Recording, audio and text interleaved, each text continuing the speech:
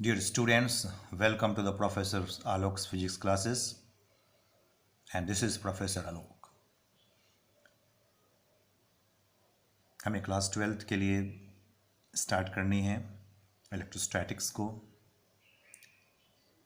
Electrostatics start करें इससे पहले कुछ प्रेजेंट सिनेरियो के थोड़ा डिस्कस कर लें हम सब। This is the time of big crisis. The whole world is facing this big crisis, but the show must go on. हमारे पास जो भी सुविधाएं प्राप्त हैं हम उनकी मदद से कुछ काम करेंगे, अपनी कोर्सेज को आगे बढ़ाएंगे। वही हमारे पास एक बोर्ड की ऑप्शंस थी, but we are missing the boards. हम पेज पे काम कर लेते हैं। अभी क्लासरूम वर्क में ये पेज है, इस पेज पे काम कर लेंगे और डिफरेंट हमारे पास पेन कलर्स हैं, तो हम इनको यूज करके अच्छे से अच्छे रिप्रेजेंट करने की कोशिश करेंगे। ये बढ़िया भी है थोड़ा सा। और यहाँ पे क्लोज कैमरा है तो साफ साफ दिखता है, और बोर्ड पे उतने साफ नहीं दिख रहे हैं मोबाइल कैमरे से। तो अभी हम पेन पेपर पे काम करके देखते हैं। आपकी फीडबैक की ज़रूरत होगी, आप इसको देखिएगा, फिर जो फीडबैक होगा आप एक ऑनेस्ट फीडबैक आप मुझे देंगे। बेसिकली बोर्ड वर्क और क्लास वर्क ये दोनों बेहतर होते हैं, जैसा मैं फील करता हूँ। आप भी फील करते होंगे, अपनी क्लास को मिस करते होंगे। मैं ये मिस करता हूँ कि जब मैं आप लेक्चर देता हूँ क्लास में, तो जो आपकी फेशियल एक्सप्रेशन होता है उसके अकॉर्डिंगली मैं आपको अधिक से अधिक बेहतर at the same time improve करके बताता हूँ। लेकिन यहाँ पे मुझे अब आपके पिछले एक्सप्रेशन को याद करना पड़ता है, और वहाँ से मुझे कुछ चेंजेस करने को मौका मिलेगा। मैं करूँगा, मैं अच्छे से अच्छे आप तक पहुँचने का कोशिश करूँगा, इन्फॉर्मेशन पहुँचाने की कोशिश करूँगा। तो चलिए अब आगे टॉपिक की बात करें, इलेक्ट्रोस्टैटिक्स की बात करते हैं। तो हम पहले मैं आपको थ्योरी बताऊँगा, कुछ डिस्कस कर लेते हैं इसकी बेसिक थ्योरी को, और साथ में आपके पास होनी चाहिए एक टेक्स्ट बुक होनी चाहिए, आपके पास एक बुक होनी चाहिए। भाई हम लेते हैं concept of physics by S C Verma part 2। आप सबके पास होगा, मैंने ऑलरेडी आप सबको बोला था लेने के लिए, और हमने इस पर काम भी किया था। हमने थर्मोडायनेमिक्स का काम भी किया था इस पर, राइट, क्योंकि इसी में थर्मोडायनेमिक्स है। और उसके बाद जो इलेक्ट्रोस्टैटिक्स है यहाँ पे, तो इलेक्ट्रोस्टैटिक्स इस जब चैप्टर में इसमें थ्री पार्ट्स में इलेक्ट्रोस्टैटिक्स को लिया गया है। Electric field, potential. Electric field में चार्जेस को जानेंगे हम, और चार्ज की वजह से जो क्या फील्ड होता है इलेक्ट्रिक फील्ड उसे समझेंगे। पोटेंशियल समझेंगे, पोटेंशियल एनर्जी को समझना है हमें, कूलॉम्स लॉ को समझना है हमें, गॉस लॉ को समझना है, और तब जाके गॉस लॉ समझेंगे। वहाँ पे मैंने बात किया था पहले, ग्रेविटेशन में भी गॉस लॉ की बात किया था। बहुत सारे कुछ मैंने ग्रेविटेशन में आपसे डिस्कस किया हूँ इन सब चीज़ों पे, फील्ड, पोटेंशियल, फोर्सेस, बिल्कुल ग्रेविटेशन में हमने बात किया था इन सब चीज़ों पे।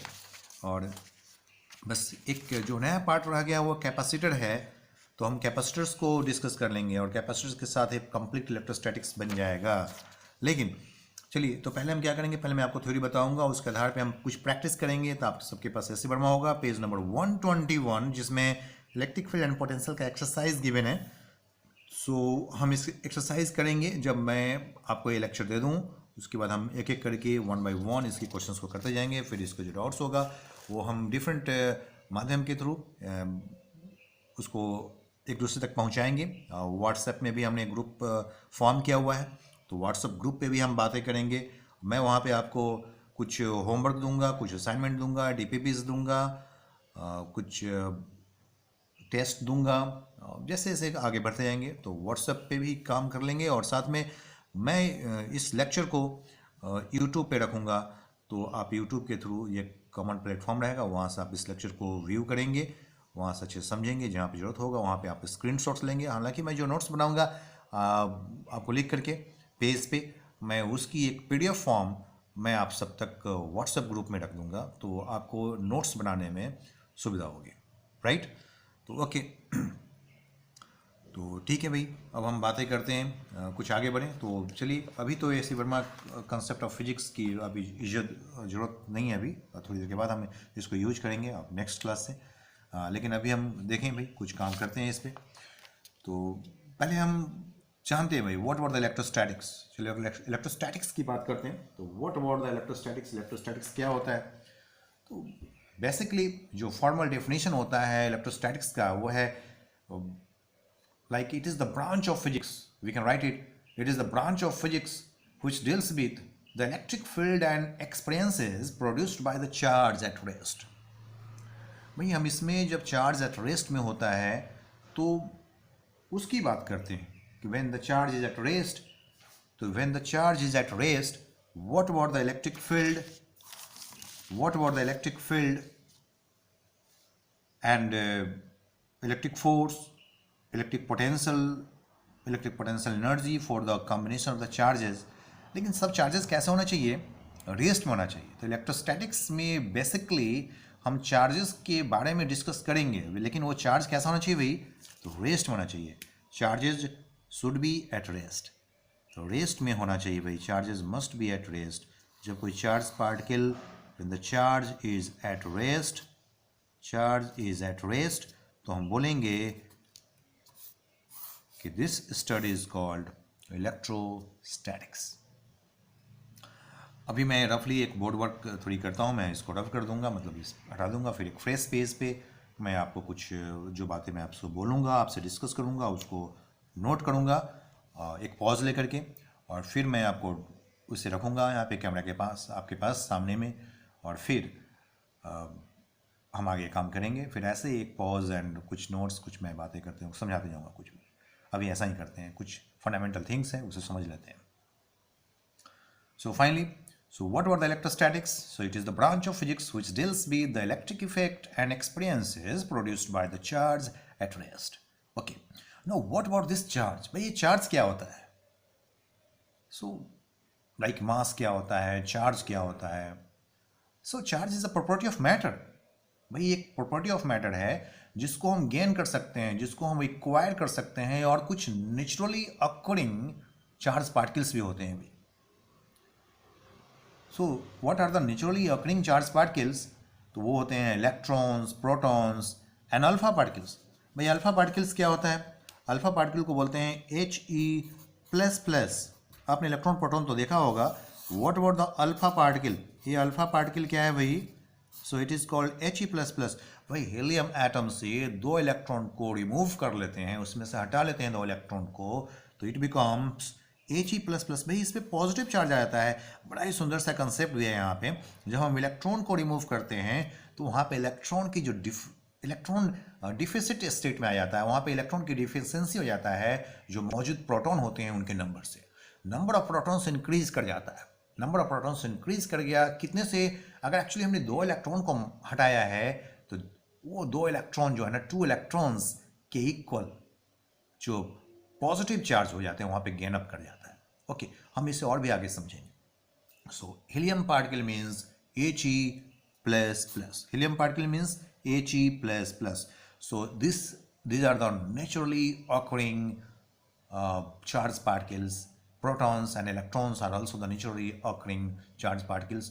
और भी हम चार्ज पार्टिकल्स और चार्ज बॉडी को फॉर्म करेंगे बाय कई मेथड से, तो हम उसको फर्दर आगे डिस्कस करेंगे।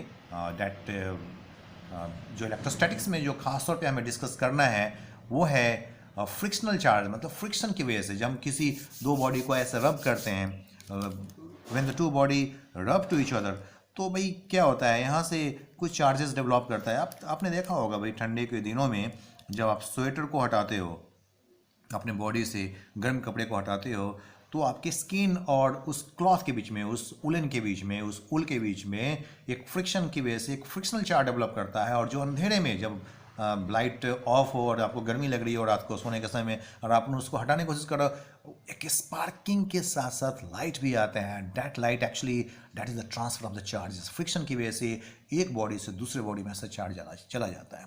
तो हम ऐसे चार्ज को डेवलप भी करते हैं। ओके, सो भाई एक डेफिनेशन ऑफ द चार्ज की बात करें जो आगे मैं आपको लिख के दूंगा। So what is the charge? So it is the property of matter which is acquired और natural due to which it produces and experiences electrical and magnetic effects. Electrical and magnetic effects, भाई एक electrical और magnetic effects दोनों देता है। Electrical effects भी आता है और मैग्नेटिक इफेक्ट्स भी आएगा। इलेक्ट्रिकल इफेक्ट्स के साथ साथ मैग्नेटिक इफेक्ट्स भी आते हैं। भाई इलेक्ट्रिकल इफेक्ट्स क्या होता है, what are the electrical effects? जैसे भाई चार्जेस के बीच में आपने सुना होगा repulsion, attraction, okay, these are the electrical effects. And what were the magnetic effects? भाई मैग्नेटिक इफेक्ट्स ये है, आप देख लो, जब मैग्नेटिक फील्ड में चार्ज को मूव कराते हैं, when the charge is thrown inside the magnetic field, the charge experience the magnetic force. Charge experience the magnetic force. तो यहाँ पे हम मैग्नेटिक इफेक्ट्स की बात करते हैं। तो एक ऐसा प्रॉपर्टी है मैटर का जिसकी जो कि इलेक्ट्रिकल इफेक्ट्स और मैग्नेटिक इफेक्ट्स दोनों को शो करता है। तो वैसे प्रॉपर्टी को हम चार्ज बोलते हैं। Okay, charge is a derived physical quantity. Charge is the derived physical quantity. Charge एक derived physical quantity है भाई। इसको फॉर्म करने के लिए, चार्ज को फॉर्म करने के लिए हम लेते हैं electric current I and time t. Charge Q, charge is current into the time t, electrical current into the time t, हम इसे बोलते हैं इलेक्ट्रिकल करंट। आपने सुना होगा जो हमने क्लास 11th में बात किया था, यूनिट्स एंड डायमेंशन, इसमें हमने बात किया कि भाई ड्राइव्ड क्वांटिटी क्या होता है। तो derived quantity is made of the two और more than two fundamental physical quantities. What are the fundamental physical quantities? तो भाई हमें पता है mass, length, time, thermodynamic temperature, electric current, luminous intensity and amount of substance. Okay, there are 7 fundamental physical quantity.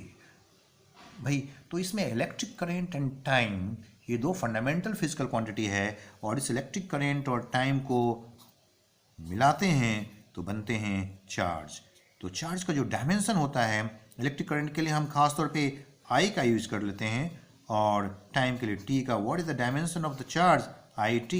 और electric current के लिए ampere A का भी इस्तेमाल कर सकते हैं ना, इसकी डायमेंशनल फार्मूला, डायमेंशनल सिंबल जो होता है इलेक्ट्रिक करंट का, उसको ये भी ले सकते हैं। तो AT is also IT, you can also use IT और AT। ओके, और भी बात करें भाई चार्ज को ऐसा यूनिट क्या होता है। तो व्हाट इज द ऐसा unit of the charge? Charge के ऐसा यूनिट होते हैं कुलम्ब। कुलम्ब, यस आप जानते हैं बिल्कुल coulomb. What is the CGS system? What is the CGS unit of the charge? It is called electrostatic unit. It is the electrostatic unit. Electrostatic unit, in short ESU, electrostatic unit. Electrostatic unit is the CGS unit of charge. भाई CGS unit और electrostatic unit में एक relation है। what about the relation between the coulomb and charge? So 1 coulomb, actually we can say 1 coulomb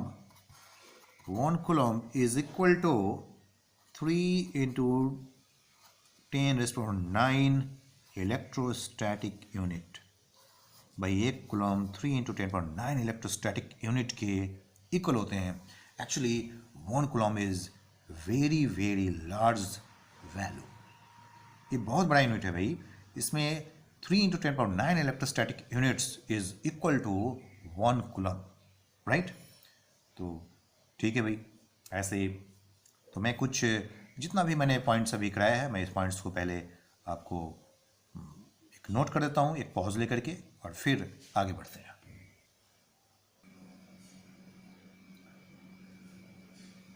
okay, तो हमने इन सभी points को भाई मार्क आउट कर लिया, लिख लिया यहाँ पे। अब हमने डिफिनीशंस कर लिया। What is the definitions of electrostatics? It is the branch of physics which deals with the electrical effect and experiences produced by the charge at rest. What is the charge? It is the property of matter which is acquired or natural, due to which it produces and experiences electrical and magnetic effects. Examples of some natural charge particles is this one. And what is the charge? Charge is electrical quantity. Charge means the electrical current into the time t. What is the dimension of the charge? Dimension of the charge is IT or AT. SI unit of the charge is coulomb, and CGS unit of the charge is electrostatic unit, and 1 coulomb is equal to 3 into 10 power 9 electrostatic unit. That's it. Some properties of charges, मैंने कुछ और points आपको note कर दिया है यहाँ पे, और हम उसको बस डिस्कस कर लेते हैं. बहुत ही सिंपल सा थिंग है, दैट्स वाई मैंने नोट कर दिया इसे दूसरे पेज पे. So charge is a scalar quantity. भाई चार्ज एक स्केलर क्वांटिटी होता है, and charge is of the two types, positive charge and negative charge. बिल्कुल सही है भाई, आप सब जानते हैं. Charge positive charge means proton like charge, proton पे पॉजिटिव चार्ज मानते हैं और इलेक्ट्रॉन पे नेगेटिव चार्ज मानते हैं. Charge is conserved in an isolated system. भाई एक आइसोलेटेड सिस्टम हो तो हम बोलते हैं कि भाई एक आइसोलेटेड सिस्टम में क्या होता है, तो we have the isolated system. एक आइसोलेटेड सिस्टम क्या होता है भाई, तो आइसोलेटेड सिस्टम का मतलब होता है कि जो किसी और के इन्फ्लुएंस से अलग हो, मतलब उसका जो इन्फ्लुएंस हो वो खुद में ही हो, मतलब किसी और ऑब्जेक्ट का इन्फ्लुएंस, किसी और पार्टिकल का इन्फ्लुएंस, किसी और चार्ज का इन्फ्लुएंस किसी दूसरे चार्ज पे नहीं हो, तो हम बोलते हैं कि this is the isolated system.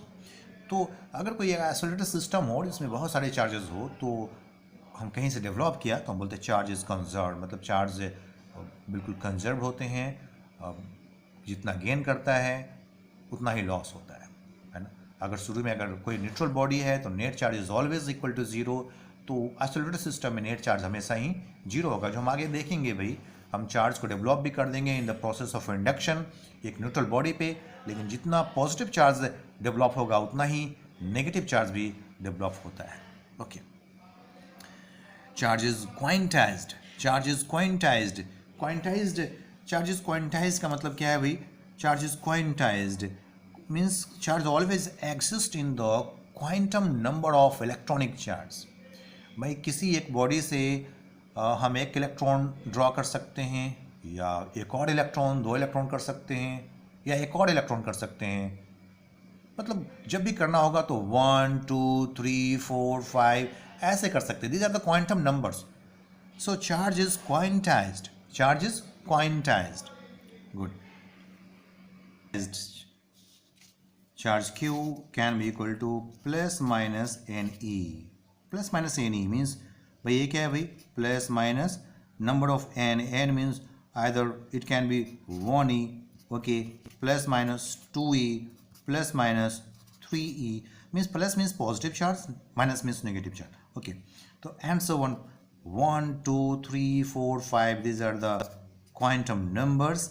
तो चार्ज इज क्वांटाइज्ड. भाई आधे इलेक्ट्रॉन नहीं निकल सकते हैं, इलेक्ट्रॉन्स बाहर नहीं निकलते हैं कहीं से, किसी बॉडी से. जब भी इलेक्ट्रॉन की ट्रांसफ़र होता है तो कंप्लीट होगा. एक हो सकते हैं, दो हो सकते हैं, तीन हो सकते हैं, चार हो सकते हैं, एंड सो ऑन ऐसे. तो charge is quantised. Charge is. Another point is the charge is relativistically invariant. It is the relativistically invariant भाई. Charge is relativistically invariant. It is the relativistically invariant. इसका मतलब ये है कि भाई जब किसी चार्ज पार्टिकल का स्पीड बढ़ते हैं, स्पीड बहुत ज़्यादा हो, स्पीड ऑफ लाइट के आसपास में चला जाए, उसके नज़दीक में हो, फिर भी चार्ज की वैल्यू नहीं बदलते हैं. जबकि मास इज़ वेरिएंट. मास जो है ना वो डिपेंडेंट होते हैं. मास जो होता है वो डिपेंडेंट होता है स्पीड पे. वहाँ पे रिलेटिविस्टिक थ्योरी अप्लीकेबल होता है मास के लिए. There is a mass energy relativistic theory. Okay. Another point, charge is always associated with mass. भाई चार्ज हमेशा मास के साथ एसोसिएटेड होता है. भाई जब किसी कोई मास वाली बॉडी पे ही चार्ज आ सकते हैं, लेकिन जब किसी बॉडी का मास नहीं हो, मतलब उसकी रेस्ट मास नहीं हो, तो हम बोलेंगे रेस्ट मास इज जीरो. बोल सकते हैं मास इज जीरो और रेस्ट मास इज जीरो. तो वैसे बॉडी पे चार्ज नहीं होते हैं. जैसे आपने सुना है भाई फोटोन और न्यूट्रॉन और anti neutrino have the rest mass zero. तो फोटोन हो, न्यूट्रिनो हो और एंटी न्यूट्रिनो हो, इनका रेस्ट मास जीरो होता है. इसलिए these are the chargeless particles. इसमें चार्ज नहीं होता है. There can not be the development of the charge on photon, on anti neutrino, on neutrino. बिल्कुल बहुत ही इंपॉर्टेंट है भाई मास से चार्ज के बगैर, नेट चार्ज के बगैर एग्जिस्ट कर सकता है, बट द चार्ज मास के बगैर नहीं रह सकता है. मास can exist without the net charge on it. The mass can exist without the net charge on it, but the charge cannot exist without mass. Very important. हम MCQs में हमेशा इस तरह के स्टेटमेंट्स आते रहते हैं कहीं ना कहीं, तो इस बात पे ध्यान देना होगा। और एक और इंपॉर्टेंट बात है भाई, उसे डिस्कस कर लें।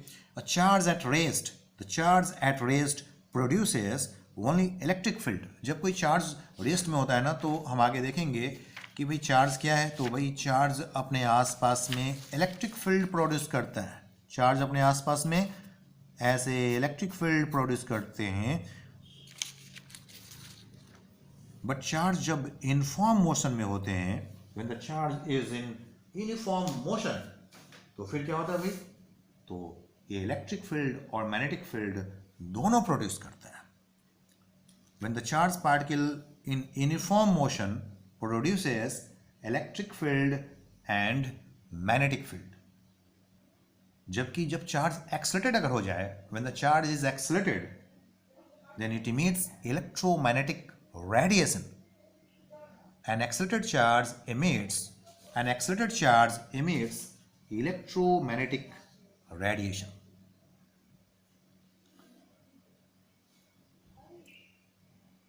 ओके तो हमने क्या देखा भाई, एक accelerated charge electromagnetic radiations emit करता है, लेकिन एक यूनिफॉर्म मोशन में मूव करने वाला चार्ज इलेक्ट्रिक फील्ड और मैग्नेटिक फील्ड दोनों प्रोड्यूस करता है। लेकिन अगर चार्ज रेस्ट में हो तो सिर्फ और सिर्फ इलेक्ट्रिक फील्ड प्रोड्यूस करता है। बिल्कुल, charge at rest produces only electric field.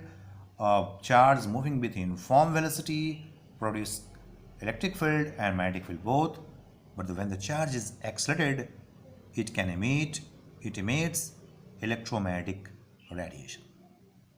Okay, बात करते हैं हम डेवलपमेंट ऑफ चार्ज की। What were the development of charge? So, भाई in any natural body, the number of protons and electrons are equal. भाई किसी भी बॉडी में number of protons, neutral body में, किसी न्यूट्रल बॉडी में number of protons and electrons are always equal. There is no net charge, and protons and electrons both have equal magnitude of charge but opposite in nature. भाई एक electron पे कितने charge होते हैं? तो एक electron पे चार्ज होते हैं -1.6 10⁻⁻19 कूलम। एक प्रोटॉन पे कितने चार्ज होते हैं? मैग्नीट्यूड में उतना ही होते हैं भाई, 1.6 10⁻⁻19 कूलम अगेन। जबकि mass of the proton and mass of the electron में फर्क होता है। भाई प्रोटॉन बहुत ही ज़्यादा हैवियर होता है, almost 2000 times, in fact it is 1840 times the mass of the electron. जो मास ऑफ द प्रोटॉन है 1840 times the mass of the electron होते हैं। बट दोनों पे इक्वल अमाउंट ऑफ चार्ज होते हैं, ना। तो हमने यहाँ पे देखा, हमने एक बॉडी बनाया है भाई, यहाँ पे एक नेचुरल बॉडी है, एक न्यूट्रल बॉडी है, और इस न्यूट्रल बॉडी पे number of protons and number of electrons दोनों इक्वल होते हैं। लेकिन अगर नेगेटिव चार्ज बॉडी हो तो हम क्या बोल सकते हैं? नेगेटिव चार्ज बॉडी मतलब क्या है? उसमें इलेक्ट्रॉन जैसा चार्ज हो गया, इस मतलब उसमें इलेक्ट्रॉन की संख्या ज़्यादा है, उसमें नंबर ऑफ इलेक्ट्रॉन्स ज़्यादा है, so number of proton is less than number of electron.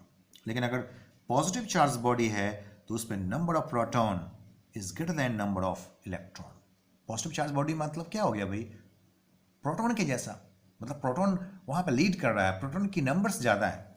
तो व्हेन द प्रोटॉन की नंबर्स ज़्यादा हो तो हम बोलेंगे कि वो पॉजिटिव चार्ज्ड बॉडी है। Next, the process of development of charge in electrostatics. भाई किस तरह से हम चार्ज को इलेक्ट्रोस्टैटिक्स में डेवलप कर सकते हैं? तो we have the two ways, one is the frictional charging process and other is the induction charging process. पहले हम, आपको पता ही है, मैंने बात किया था अभी फ्रिक्शनल चार्ज बॉडी में, जब हम किसी टू बॉडीज़ को रब करते हैं, व्हेन द टू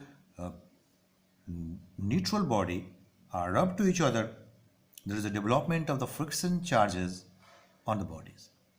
भाई इसमें क्या होता है भाई? Heat energy is gained by the free electrons, और जो इलेक्ट्रॉन्स उस एक्स्ट्रा एनर्जी को लेकर के किसी एक बॉडी से दूसरे बॉडी पे जंप कर जाता है, तो electron jumps from one body to another body. भाई इलेक्ट्रॉन एक बॉडी से दूसरे बॉडी पे जंप कर गया और इस तरीके से जिस बॉडी से इलेक्ट्रॉन निकला है वो पॉजिटिव चार्ज हो जाता है और जिस बॉडी पे इलेक्ट्रॉन आया है वो नेगेटिव चार्ज बन जाते हैं।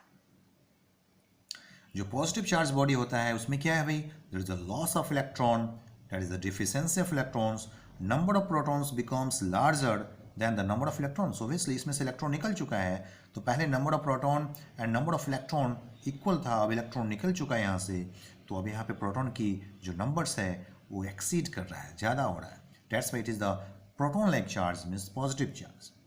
जबकि दूसरी बॉडी पे आए, there is a gain of electron, electron यहाँ से आया और इसने गेन कर लिया, there is a gain of electron, excess of electron, number of electrons becomes larger here, so there is a net charge like electron. एक electron है तो वन इलेक्ट्रॉन के इक्वल चार्ज है इस पे, अगर टू इलेक्ट्रॉन्स इसमें जंप कर गए तो टू इलेक्ट्रॉन्स के इक्वल चार्ज आ गया भाई। लेट अगर इसमें एक और इलेक्ट्रॉन आ गया भाई, लेट इट जंप इट, चलो एक और आ जाओ, तो there is a one positive charge and development of one another negative charge. तो एक पॉजिटिव चार्ज और एक नेगेटिव चार्ज ऐसे डेवलप कर सकता है दो अलग अलग बॉडी पे by using frictional. This is the frictional concept of charging process. So frictional charging में हमें चार्ज बॉडी की रिक्वायरमेंट नहीं हुआ भाई, बस हमारे पास दो न्यूट्रल बॉडी होनी चाहिए थी और दो न्यूट्रल बॉडी को हमने रब किया और दो चार्ज बॉडी हमें मिल गए। लेकिन नेक्स्ट प्रोसेस है इंडक्शन प्रोसेस। इंडक्शन प्रोसेस में हमें एक चार्ज बॉडी की रिक्वायरमेंट होता है and that charge body is called inducing charge, और एक न्यूट्रल बॉडी की रिक्वायरमेंट होता है। इंडक्शन प्रोसेस से डेवलप करने के लिए हमें रिक्वायरमेंट है एक चार्ज बॉडी का। सपोज हमने इस पर कोई चार्ज ले लिया, पॉजिटिव चार्ज, और इसके बगल में हमने एक अनदर बॉडी, एक न्यूट्रल बॉडी रख दी। एक कंडक्टिंग बॉडी है, कंडक्टर है, नॉन कंडक्टिंग नहीं है भाई, कंडक्टिंग बॉडी है। Conducting body have large number of free electrons, मतलब इसके इलेक्ट्रॉन्स आराम से जिधर चाहो उधर मूव कर सकते हैं, डिपेंड्स ऑन द सिचुएशन कि भाई कौन की। जैसे यहाँ पे पॉजिटिव चार्ज है, हमने क्या देखा भाई, पॉजिटिव चार्ज जो है वो इलेक्ट्रॉन को अपनी तरफ खींचता है। The positive charge attracts the electrons, negative charge को अपने पास बुलाएगा, तो यहाँ पे एक नेगेटिव चार्ज डेवलपमेंट हो जाता है। तो इलेक्ट्रॉन इस तरफ से इधर आ गया, there is a deficiency of electron. जो इस तरफ है हम बोलेंगे भाई इधर से इलेक्ट्रॉन इधर आ गया, हाँ भाई इधर आ गया, यहाँ पे एक्सेस ऑफ इलेक्ट्रॉन हो गया, ओके, तो there is a development of positive charge. जो नियरर सरफेस होते हैं, जो नज़दीक वाले सरफेस होते हैं, उस पे अपोजिट चार्ज का डेवलपमेंट होता है, और जो दूर वाले सरफेस होते हैं, फार्थर सरफेस होते हैं, उस पे पॉजिटिव चार्ज का डेवलपमेंट होता है। This is the process of induction. So इस बात को हमने नोट कर दिया। Charging by induction, a charge body is required in this process which is known as inducing charge. ये भाई देयर इज इंड्यूसिंग चार्ज, एक पॉजिटिव चार्ज बॉडी है, और इस पॉजिटिव चार्ज बॉडी के नज़दीक में एक न्यूट्रल बॉडी आया था। तो न्यूट्रल बॉडी में हमने देखा कि इसके नज़दीक वाले सरफेस पे ये पॉजिटिव है, तो यहाँ पे एक नेगेटिव चार्ज का डेवलपमेंट हो गया, there is a negative charge, और यहाँ पे इसकी जो फार्थेस्ट सरफेस है, जो डिस्टेंस वाले सरफेस है, यहाँ पे बिल्कुल फार्थेस्ट वन, यहाँ पे सिमिलर चार्ज, पॉजिटिव चार्ज का डेवलपमेंट हो गया। अगर मैं यहाँ पे बोलूँ कि नहीं भाई, अगर मैं एक इंड्यूसिंग चार्ज जो है वो नेगेटिव चार्ज इंड्यूसिंग चार्ज ले लिया, यहाँ पे there is a negative inducing charge, और इसके बगल में हमने एक न्यूट्रल बॉडी को रख दिया, व्हाट विल हैपन, भाई क्या होना चाहिए यहाँ पे। तो अगर यहाँ पे नेगेटिव चार्ज है तो इसके नज़दीक में यहाँ पर, मतलब जो नेगेटिव, अब जो इलेक्ट्रॉन्स है वो इधर से इधर की तरफ भागेंगे, फार्थेस्ट मैक्सिमम रिपल्सन होता है, सिमिलर चार्ज रिपल्सन, तो इलेक्ट्रॉन में रिपल्सन होगा और इलेक्ट्रॉन इस तरफ भागेगा, इलेक्ट्रॉन की डेंसिटी इस तरफ बढ़ जाएंगे, और यहाँ पे इलेक्ट्रॉन की डेंसिटी कम हो जाएगा, तो यहाँ पे पॉजिटिव चार्ज का डेवलपमेंट होगा। तो फिर से वही बात हो गया भाई, opposite charge developed at the nearer surface and similar charge developed eight the farthest surface. This is the process of charge by induction process. By induction process से हम चार्ज को ऐसे क्रिएट करते हैं, लेकिन यहाँ पे एक ही बॉडी पे किया है, हम अलग अलग बॉडी भी बना सकते हैं। हम दो डिफरेंट बॉडीज़ पे, किसी एक पे हम पॉजिटिवली चार्ज, दूसरे पे हम नेगेटिवली चार्ज फॉर्म करेंगे, हम उस बात को भी देखेंगे। similar charges is developed at the farthest point on the neutral body as similar charges repel each other, and opposite charges is developed at the nearest point on the neutral body as opposite charges attract each other. Right? Okay.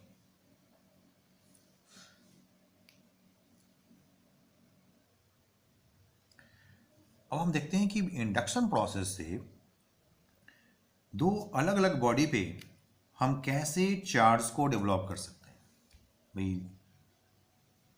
मतलब making an isolated charged body by induction process. हमें इसके लिए requirement है भाई, कुछ हमारी requirement है एक चार्ज्ड बॉडी का, एक कनेक्टिंग वायर का, और टू न्यूट्रल बॉडी लेकर के आएंगे और उस दोनों न्यूट्रल बॉडी पे को हम चार्ज्ड बॉडी बनाएंगे। तो हमें रिक्वायरमेंट क्या है भाई, हमें रिक्वायरमेंट है एक इंड्यूसिंग चार्ज का। हम एक इंड्यूसिंग चार्ज ले लेते हैं। फर्स्ट ऑफ ऑल एक इंड्यूसिंग चार्ज लेते हैं जिसमें एक charge body is called inducing charge, और इसके पास में हम एक न्यूट्रल बॉडी लेते हैं। This is the neutral body. इस न्यूट्रल बॉडी पे जैसे मैंने यहाँ पे न्यूट्रल बॉडी रखा, यहाँ पे जैसे चार्ज यहाँ पे है, व्हाट विल हैपन, क्या होगा भाई, यहाँ पे इलेक्ट्रॉन इस तरफ आएगा भाई, पॉजिटिव चार्ज है, इलेक्ट्रॉन इधर की तरफ आएगा, शिफ्ट करेगा इस तरफ, यहाँ पे there is a development of negative charge. बदले में क्या होने वाला है भाई, where is the positive charge, कहाँ पे पॉजिटिव चार्ज डेवलप करेगा, एट द फार्थेस्ट, मतलब इलेक्ट्रॉन की डिफिशियंसी हो जाता है यहाँ पे, तो हम बोलते हैं कि okay it is the positive charge, यहाँ पे पॉजिटिव चार्ज बन गया भाई। दूर वाले सरफेस पे, डिस्टेंस वाले सरफेस पे, फार्थेस्ट सरफेस पे, फार्थेस्ट पॉइंट पे सिमिलर चार्ज का डेवलपमेंट हो गया, और नज़दीक वाले पे अपोजिट चार्ज का डेवलपमेंट हो गया। फिर से this is the step one, हम ऐसा लेते हैं भाई, this is the step one, ऐसा ये वन स्टेप। अनदर स्टेप क्या होना चाहिए भाई, अनदर स्टेप में हम फिर से देखेंगे, हमारे पास फिर एक और बॉडी को लेकर के आ जाते हैं। मैंने पॉज लेकर के पहले से ड्रॉ कर दिया, ओके, तो मैं फिर से समझा दूं यहाँ पे। तो हमारे पास स्टेप वन है। स्टेप वन में हमने एक इंड्यूसिंग चार्ज लिया, एक न्यूट्रल बॉडी लिया, उसके नज़दीक वाले सरफेस पे अपोजिट चार्ज आ गया, नेगेटिव चार्ज आ गया, और दूर वाले सरफेस पे पॉजिटिव चार्ज आ गया। अब हम फिर से एक और न्यूट्रल बॉडी लेकर के आते हैं, और उस न्यूट्रल बॉडी को यहाँ पे रखा, और साथ में कनेक्टिंग वायर से कनेक्ट कर दिया। कनेक्टिंग वायर क्या होगा भाई, अब इसको फिर से ज़्यादा स्पेस मिल गया। पहले पॉजिटिव चार्ज यहाँ पे था, अभी नहीं जा सकता था भाई, इसके आगे स्पेस नहीं था जाने के लिए, लेकिन जैसे मैंने कनेक्टिंग बॉडी से कनेक्ट कर दिया, वो जो पॉजिटिव चार्ज है वो यहाँ पे डेवलप हो गया। ऐसा कर सकते हैं आप, कहते हैं क्योंकि द इलेक्ट्रॉन्स जो पहले रीडिस्ट्रीब्यूशन टेक्स प्लेस, इलेक्ट्रॉन्स का फिर से रीडिस्ट्रीब्यूशन होने लगता है। जो इलेक्ट्रॉन की जो डिफिशियंसी है अब यहाँ पे नहीं, अब यहाँ पे हो गया, और equal amount of positive charge यहाँ पे डेवलप कर गया। अब मुझे अब चाहिए कि नहीं भाई, मुझे दो अलग अलग बॉडी चाहिए, एक पे नेगेटिव चार्ज और एक पे पॉजिटिव चार्ज चाहिए। तो देखो भाई, इस पे एक नेगेटिव चार्ज और एक पे पॉजिटिव चार्ज है, लेकिन पूरी बॉडी पूरी जगह पे यूनिफॉर्मली स्प्रेड अप नहीं किया हुआ भाई। लेकिन जैसे हम स्टेप 3 में क्या करते हैं कि हम इस कनेक्टिंग वायर को डिसकनेक्ट कर देते हैं और इस इंड्यूसिंग चार्ज को यहाँ से रिमूव कर लेते हैं सिमिल्टेनियसली, एक साथ।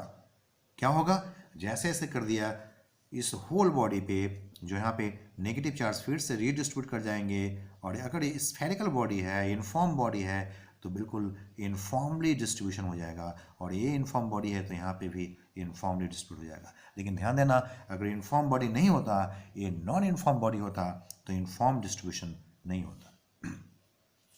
अगर यूनिफॉर्म बॉडी नहीं होते, अगर ये यूनिफॉर्म बॉडी नहीं होते, कुछ नॉन यूनिफॉर्म बॉडी होता, तो डिस्ट्रीब्यूशन कुछ अलग ऐसे हो जाता। सपोज ये नॉन यूनिफॉर्म बॉडी है यहाँ पे, तो चार्ज का डिस्ट्रीब्यूशन जहाँ पे एजेस होता है, जहाँ पे पॉइंट होता है, वहाँ पे चार्ज की डेंसिटी ज़्यादा बढ़ते हैं, और जहाँ पे फ्लैट सरफेस होता है वहाँ पे चार्ज की डेंसिटी कम होते हैं। फिर यहाँ पे थोड़ी सी एज ज़्यादा हो रहा है, यहाँ पे रेडियस ऑफ कर्वेचर ज़्यादा है, और यहाँ भी एजेस ज़्यादा है, तो जहाँ पे एज बनता है वहाँ पे चार्ज की डेंसिटी ज़्यादा हो जाता है। This is also known as the corona discharge. भाई एजेस पे चार्ज की डेंसिटी अधिक होते हैं, तो this is called non uniform distribution of the charges. ये कैसा है भाई, एक non uniform distribution of charges है। This is the non uniform distribution of charges, एक non uniform distribution of charges है। लेकिन अगर एक यूनिफॉर्म बॉडी रहेगा, बिल्कुल स्फेरिकल रहेंगे, तो कैसा चार्ज आएगा, एक यूनिफॉर्मली डिस्ट्रीब्यूशन ऑफ चार्जेस होंगे। Clear, okay. Isolated charge body form करने के लिए इंडक्शन प्रोसेस से हमारे पास एक और मेथड है, मेथड नंबर 2, और वो है ग्राउंडिंग प्रोसेस और अर्थिंग प्रोसेस। भाई अर्थिंग प्रोसेस का मतलब ये होता है कि हमने अर्थ के साथ कनेक्ट कर दिया। आपने देखा होगा घर की जो वायरिंग होती है तो एक अर्थिंग भी कराया जाता है। वो अर्थिंग का कई काम होते हैं भाई। जो होम अप्लायंसेस होते हैं उस होम अप्लायंसेस में उस अर्थिंग को कनेक्ट करते हैं कि अगर उस बॉडी में कहीं से करंट आ गए तो वो जो करंट है वो अर्थ में चले जाए डायरेक्टली, और आपको वो शॉक प्रूफ बन जाएगा वो अप्लायंसेस जो है। और ये बहुत ही ज़रूरत होते हैं, बहुत ही ज़रूरी चीज़ होती है। आपने जो प्लग में जो थर्ड मोटे वाले जो होल होता है किसी प्लग में, जो मोटे वाले जो सॉकेट्स में जो मोटे वाले पॉइंट्स होते हैं या सॉकेट में जो मोटे वाले जो होल होता है वो अर्थिंग के लिए ही इस्तेमाल करते हैं, वो ग्राउंडिंग के लिए ही यूज करते हैं। उनका कनेक्शन ग्राउंड के साथ होता है।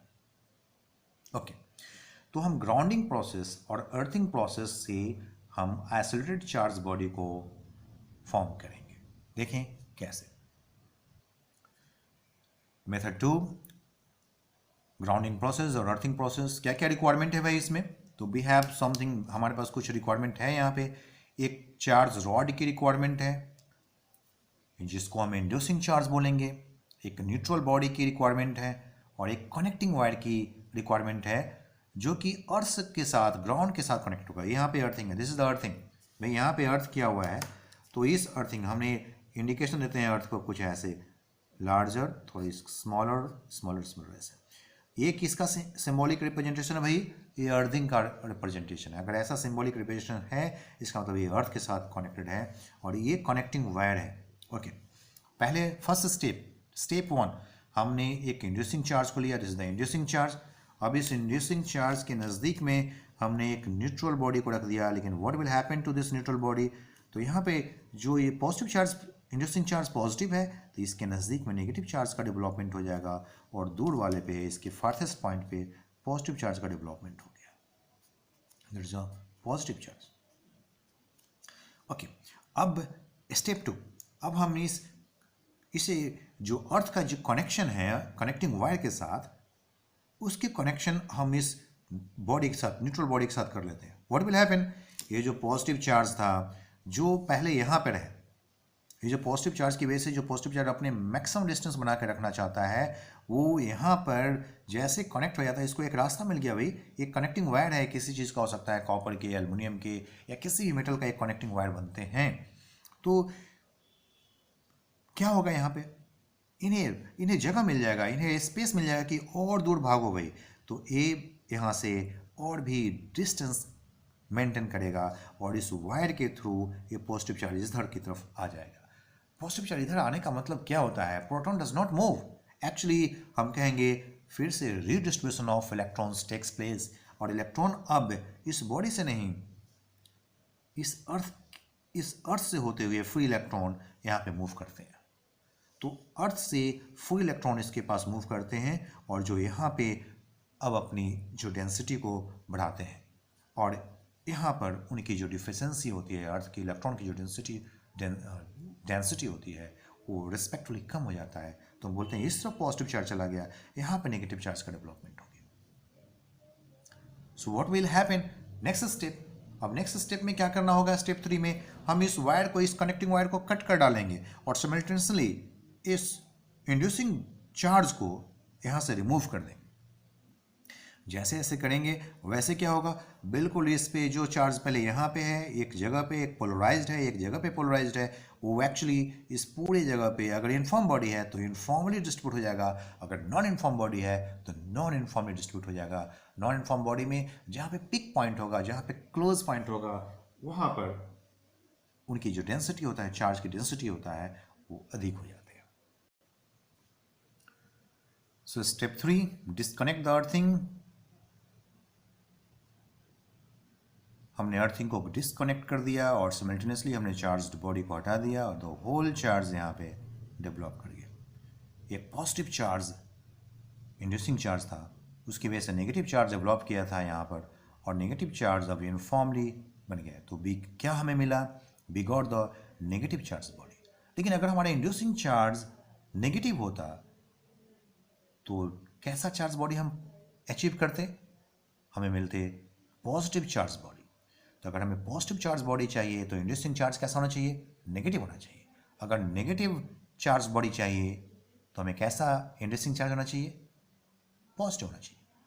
Opposite means opposite inducing charge is required to form a charged body. Okay, now हमारे पास अभी एक चार्ज्ड बॉडी है। हमने एक आइसोलेटेड चार्ज बॉडी लिया, ऐसा नेगेटिव नेगेटिव चार्ज बॉडी लिया, और इसके बगल में हमने एक न्यूट्रल बॉडी, मतलब अभी आइसोलेटेड है, अभी हमारे पास एक न्यूट्रल बॉडी है। This is the neutral body और this is the charge body. जब हम इसको क्लोज लेकर के आएंगे, इसके नज़दीक में लेकर के आएंगे, फिर क्या होने वाला है? What will happen? देखते हैं भाई। तो बस यहाँ पे भाई ये अभी isolated, this is the isolated charge body, this is isolated charge body, this is the isolated charge body and this is the neutral body, it is neutral. अभी ये आइसोलेटेड है, अलग अलग है। मैंने लाइन खींच करके इसको आइसोलेटेड को दिखाया है। अब जब इसे थोड़ी सी when it brought close to each other, what will happen? तो ऐसा होगा कि भाई यहाँ पर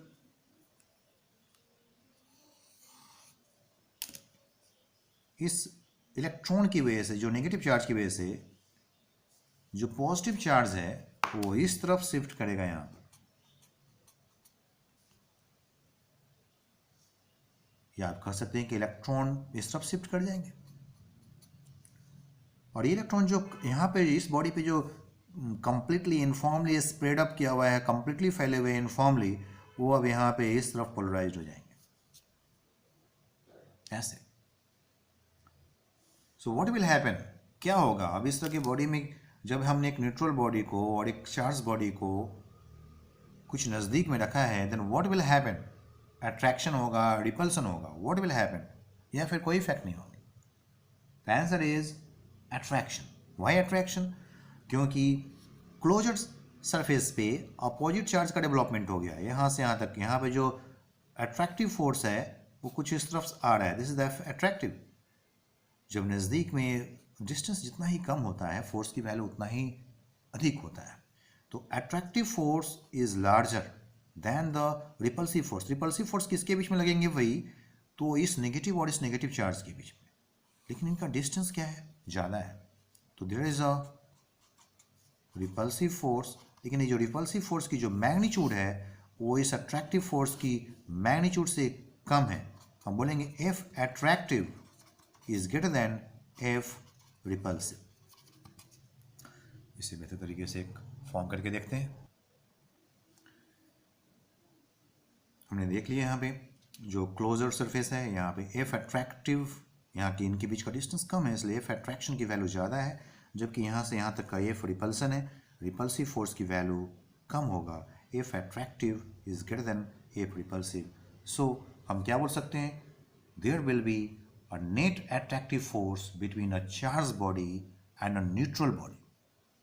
चाहे वो चार्ज कैसा भी हो, पॉजिटिव चार्ज बॉडी हो और न्यूट्रल बॉडी हो, या नेगेटिव चार्ज बॉडी हो और न्यूट्रल बॉडी हो, नेट अट्रैक्टिव फोर्स ही लगेंगे उसमें, रिपल्सिव नहीं होंगे। It can never be repulsive.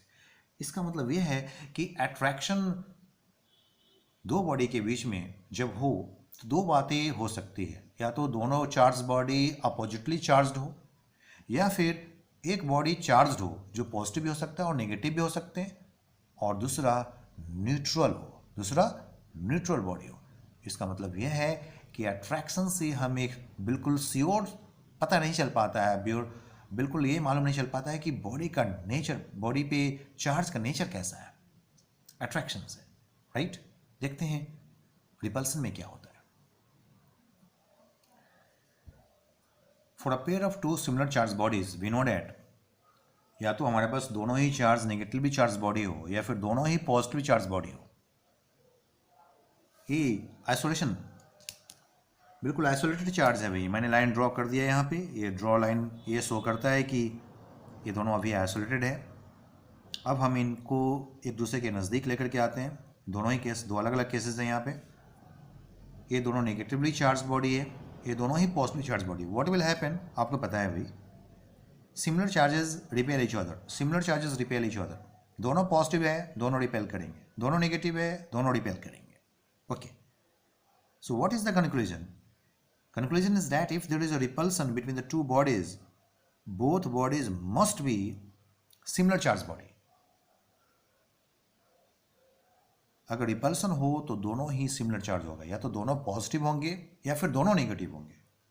मतलब चलो दोनों चार्ज बॉडी है और दोनों का चार्ज एक जैसा है, तो हम बोल सकते हैं एक इंपॉर्टेंट कंक्लूजन यहाँ पे आ सकता है, that is the repulsion is the sure test of electrification. The repulsion is the sure taste of electrification. Charge की नेचर को पहचानने के लिए रिपल्सन जो है वो श्योर टेस्ट का काम करता है. इस पे बेस्ड हम एक एग्जांपल करते हैं. Okay, the example is that we have the 5 styrofoam balls. भाई स्टायरोफॉर्म्स बॉल्स क्या होता है? तो स्टायरोफॉर्म्स बॉल्स में चार्ज ईजिली मूव करते हैं. एक पॉलिस्ट्रीन बॉल होता है पॉलिस्टर्स के, और इसमें जो चार्ज होते हैं वो ईजिली मूव करते हैं. ओके, तो 5 styrofoam balls A, B, C, D and E are used in an experiment. Several experiments are performed on the balls. Following observations are made. तो भाई हमारे पास 5 स्टायरोफॉर्म्स बॉल्स हैं और उससे कुछ ऑब्जर्वेशन हमने देखा. ऑब्जर्वेशन नंबर 1 क्या है भाई? Ball A repel C, ball A repel C and attracts B. Okay. Observation 2, ball D attracts B and has no effect on A. Okay. A negatively charge body attracts both A and E. भाई एक negatively charge body है जो ए और ई दोनों को ही attract कर लेता है. तो what are the nature of the charges on each body? Solve करते हैं. भाई हमारे पास चार्ज 5 बॉडीज है, A B C D and E. By 1 observation 1 से ball A repel C and attracts B. क्या मतलब भाई? बॉल ए जो है वो सी को रिपेल करता है और बी को अट्रैक्ट करता है. तो इसका मतलब बॉल ए की जो चार्ज, अगर पॉजिटिव चार्ज ले लूँ, अगर बॉल ए की जो चार्ज है